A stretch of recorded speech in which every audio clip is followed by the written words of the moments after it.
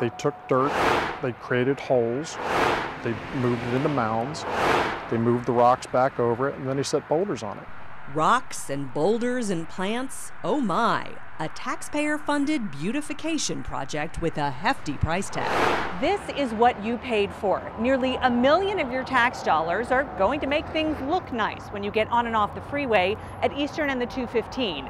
You're paying for decorative rock, native plants, pavement graphics, some walls, and a few great big boulders. New boulders. Expensive boulders. Apparently. Big boulders. But wait, there's more. Another $400,000 of your tax dollars went to making things look nice a little further west on the 215 at Flamingo. This time you paid for some striping in the rocks and some native plants. Is that what you want done with your tax dollars? Do you think it's a wise expenditure? No, I don't. I think there's many places that money could be better spent. Steve Barr drives by the Eastern and 215 interchange every day. When the project kicked into high gear, he emailed Contact 13 wondering why we're all paying for the enhancement work here. What do you need to see on the side of a freeway on an on and off ramp? Nothing. I'm busy watching where I'm going. I'm not busy looking at landscape improvements and stamped concrete. We took his concerns to Clark County Public Works. Why is it important that we have something pretty to look at when we're getting on and off the freeway? It provides the same sense of community pride, similar to what graffiti removal does. Joanna Wadsworth tells us the projects are funded through the gas tax and the Federal Surface Transportation Enhancement Fund.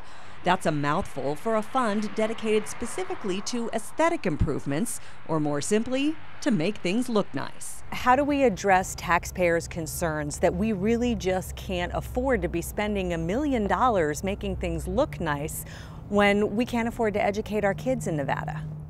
With this project, we applied for the federal enhancement dollars, and those federal enhancement dollars can only be used for landscaping and pedestrian type improvements. I think they need to find a better way to go back and re-examine those allocations and move that money somewhere it can be better spent.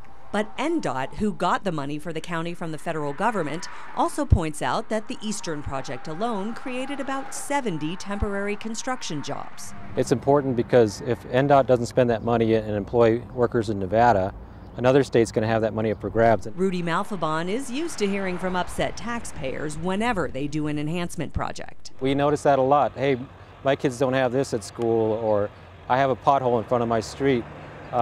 People are concerned that the money's going to the right location. NDOT says the federal government is trying to find ways to be more flexible with funding. Because it's really getting out of hand to where these pots of money have these constraints associated with them, and you can't spend money where you want to. In addition to the projects we showed you, there are many more.